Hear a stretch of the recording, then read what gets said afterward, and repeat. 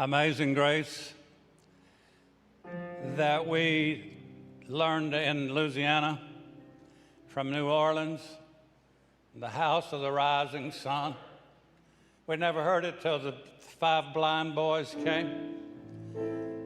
Now, we won't sing it now.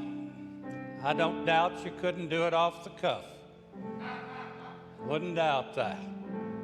Anybody can have #1 songs on the Billboard charts, can do anything.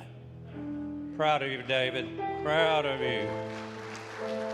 But I've been thinking about that song, and that song with these guitars and basses and drums, and it just gets all over me.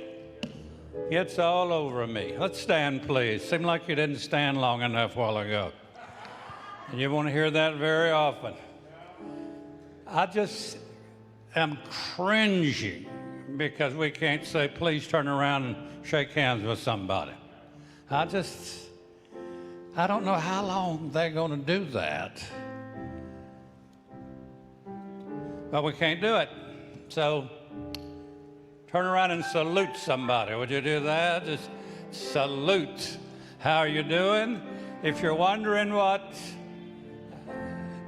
wonderful Renee's brother's name is, his name is Henry. I said, Henry, that's a Louisiana name. But he's working for Brother Randy. That's a Louisiana name, too. So Randy's got that brother, and we got this brother, and we got all the brothers on the platform. We're good. We are good. We're good. I spent 50 years mostly in this building trying to get people to cancel Labor Day for Sunday. And they never did do it. So why don't you, instead of canceling Sunday, cancel Labor Day and stay for Sunday? And they never would do that. Beatingest thing I ever seen. When I think of Labor Day, I think of my daddy. You're talking about a laborer and all these concrete piers, and he used to build those things that span the skies and cross the rivers, and he was a mighty man. For some goofy reason, I've always had soft hands, and I don't pay any attention to the older waitresses come up to us at the restaurant and say, I want to shake your hand. I'm eating. Yeah, but I want to shake your hand. I've heard that you have the softest hands anywhere. And so I have to go through the spiel. I have to go through the whole thing. Well, you see, I'm a sissy. I'm a sissy, and sissies don't work. And so sissies have soft hands. And I have a preacher, and preachers don't work, so preachers have soft hands. But it never failed as one lady, she got fired, thank the Lord. She would bring others by, shake his hand. So it got to be I would hold the fork in one hand and just hold the hand like this. But you need to shake my daddy's hands. They were rough, they were broken, they were calloused. Found something that fit him to a T, as they'd say in Louisiana. I gotta go, hear my plea. When it's time to judge me, take a look at these hard-working hands. Thank the Lord for my daddy. Thank you for the callous hands. He paid 20% tithes, 20%, not 10%, 20%, just in case that there was a slip-up along the way somewhere.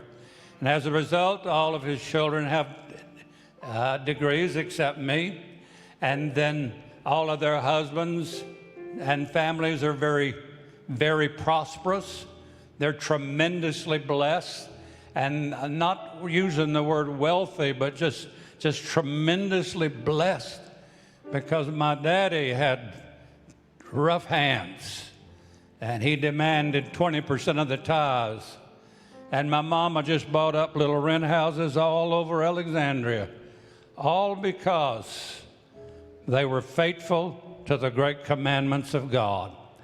I'm going to let you meet them. They're going to have front row seats in the stands before long. No fans in the stands. Well, there are, you just can't see them. My mom and dad is in the stands.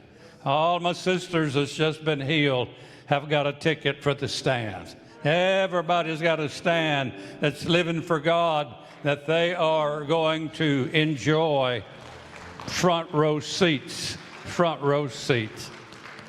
You may be seated. Now, I'm going to finish someday. God lives in a 3-room house, but I can't do it today. For some reason, there's a crowding of material that has been pounding on me for weeks. And I can talk to the Jewish pastor, and he seems to understand because he knows the Bible from Genesis to Revelation. And I try to say, how is it when you have this tremendous thought? It's more than a thought, it's a revelation. And then you don't have but 26 minutes. I'm not complaining. No. Just because I say something, that's not a critical thing. I wanted to do this. I wanted to be back in my old building. But I'll tell you what, every once in a while I'll say something like, where's my flowers? And I get them. And then I said, where's my baptistry? Remember last week? They called and said we wouldn't move your baptistry if that's the last thing we ever did. So we'll say things that may sound critical, but it's really not. It's worse than critical. Leave us alone. You pastor your church, we'll pastor our church. And friends and neighbors, we're going to grow, grow, grow.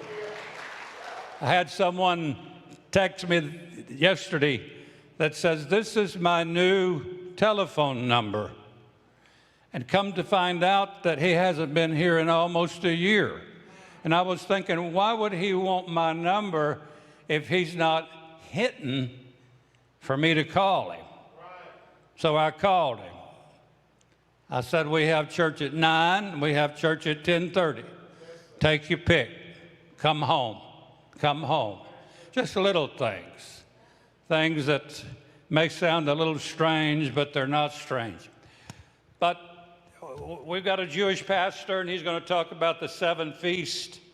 It's not but about 2 left. And we're going to have all kind of things during the month of September. But I want to talk to you about the 7 dispensations. And that sounds like a long, long sermon. But it's not. It's 15 minutes and 2 seconds. First one is innocence. Adam had it till he disobeyed a law, and he lost his innocence. And so now all people have to earn their living by the sweat of their brow. Conscience. Cain and Abel, time for a sacrifice. Abel had never been taught that, but he just had a feeling in a subconscious situation that if there's going to be a sacrifice, it's got to be some blood. Because without the shedding of blood, there's no remission of sin. So he brought the firstlings of the flock because his conscience told him to. And then Cain, his brother, brought the firstlings of the field. And God had more respect to Abel's sacrifice because there was blood there. And he just ignored Cain's.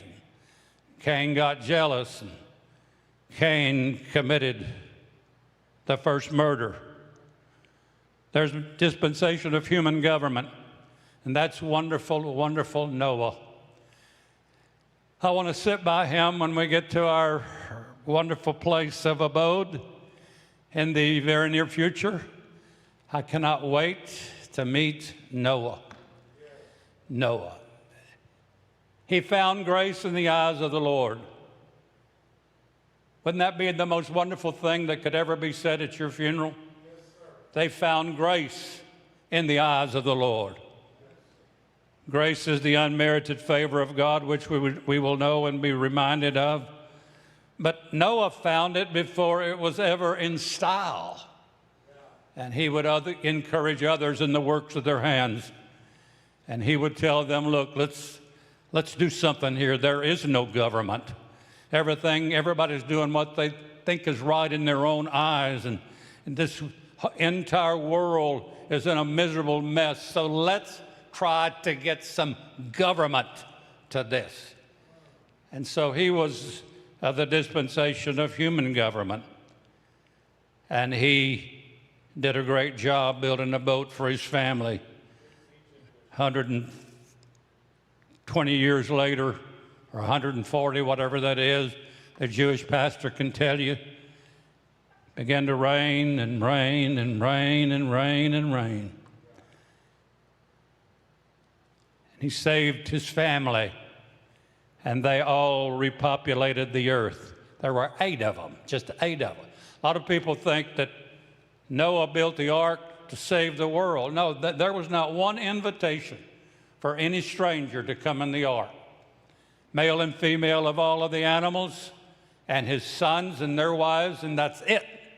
He built the ark for the saving of his family, which means you could do all the great things in this world, but if you lose your family, you have lost it all. And I admire the single mom. I admire the single father. I admire the people that raise kids of someone else's in their families. I admire anyone that puts value into a child that's been brokenhearted by a broken home. And this is what Noah was called to do. Build an ark for the family, human government. Next is the dispensation of promise. Abraham was doing very well in Iraq, very rich, till one day a voice spoke to him and said, get out of Iraq, and I want you to come to a place that I'm going to show you, and I'm going to make you a mighty nation. A mighty nation. Now keep that in mind. This is a promise of God. And so Abraham left, and he took all that he was supposed to take, except he added 1 or 2, and one of them was his father-in-law, and the other one was Lot. And Lot got him in a lot of trouble. But he knew if Jehovah God promised something, that it even says in the Bible that I am God and I lie not. It's impossible for me to lie. I keep my word. And if I promise you something, I will do it. I will do it. So that's the reason prayer and supplication before God and listening with an ear that you can't see. He that hath an ear to hear, let him hear what the Spirit saith. And it speaks to you. And it brings to you promises. Promises. We're going to have a baby dedication before long. And Kendra and Tito are having a baby girl. And they could not have children for years and years and years. And they had their little assistant pastor, Karen, as their mentor and their encourager. Come on. If God promised it, because he did. He did promise it. And through the preacher one day, I said, Kendra, the wait's over. This was in January of last year. You're going to have a baby. What do you want, a boy or a girl? I forget what she said, but either one. You can't hardly miss on that kind of prophecy. So she's having a girl. And she's been carrying it for 8 months, and they're going to have a shower. And Kendra is having a baby because it was promised by God. And God lies not. He does not lie. When he says, I'm going away to prepare you a place, I'm going to come back. That's not a joking God. He's really going to come back. And you think if he's been working on your house for over 2,000 years, what kind of house are you going to have? I do know one thing. There's golden streets, and there's walls of jasper, and there's gates of pearl, and God's not a cheapskate. God keeps his promises. Look up the promises, because they are yea and amen. When Abraham was 100 and his wife was 90, a few angels came and said, we want to remind you of the promise. You're going to have a baby. Your wife's going to have a baby, and you're going to have a little something to do with it. But this is the whole deal. God promised it, and it's going to happen. And Sarah heard it while she was making them some fresh bread, and she laughed. She laughed, and they were in Mamre, where ultimately Sarah was buried. So don't laugh at the promises of God, because where you laugh is usually where you will die. And she said, it is impossible for us to have children. We cannot have children. More than that, I want you to remember what God added to the original promise. He said you were going to become the father of many nations. Nations. And so Isaac was born. And sweet little kid running around. All of a sudden, he's 16 years old. And then he began to ask Abraham, his father, why are we here? We're people in a strange land. We don't even know their language, because God promised us, if you go, I will make you the father of many nations. And little smart aleck teenager said, yeah? Well, how many kids you got now? One. One? And I want to ask you something else, Daddy. You come in late most every night. I want to know what you are doing out so late.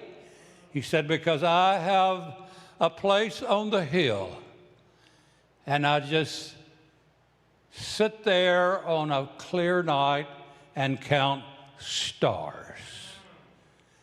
That's how much confidence he had in the promises of God. Don't you ever give up. Don't you ever quit. I always tell them, hang in, hang on, but don't hang up. Don't do it. Don't do it. Don't do it. But it's been years. It doesn't take long when the promises kick in for fulfillment. What you need to do is go out and count stars. You're believing for $1 billion offering. Let's exercise it. Go out and count stars. The dispensation of the law. Dispensation is that period of time that God deals with people in a different way, from innocence to conscience to human government to promise to the law, Leviticus. One of the easiest books in the Bible to understand, because it is so plain what's right and what's wrong, what's natural or what is perverted, what is ungodly and what is godly. And he said, you've got to obey this law. And the Levites were called to do nothing but keep everything in tune with the law. The law, Moses. What will we do without Moses? The law. And then suddenly there was a man that began to preach. He's coming. We've told you he's coming, and I'm not even worthy to stoop down and unloose his shoes. Who's coming? The Messiah. He's coming. And as John was baptizing one day, there came a stranger across the hills, and it was actually walking toward John, his second or third cousin. He said, behold the Lamb of God that takes away the sins of the world. And he baptized Jesus. And there was a voice from heaven, "This is my beloved flesh, in whom I am well pleased." The law, the beginning of grace, the dove from above. A new day is dawning. Been a long time coming, but it's going to be a long time leaving. Grace, the unmerited favor of God. By grace are you saved through faith, and that not of yourselves, but it is the gift of God. Grace. But then John the Baptist got sandwiched between the law and grace, and he could feel the ending of one, the beginning of another. And finally, he just sent him a word while he was in jail. "Are you the Christ, or look we for another? Or are you just my third cousin or second cousin? Who are you?" Then the kingdom. You and me are in a situation like John. It seems so strange to be able to feel the ending of one and the beginning of another. It's really strange. It doesn't matter how long you have done it. It's the strangest hour that I have ever lived in. It's the strangest hour for all God-called, God-anointed preachers. It's the strangest hour for fasting people and praying people, because you're torn by the ending of one and the beginning of another. The ending of the law and the beginning of grace. Would you stand, please?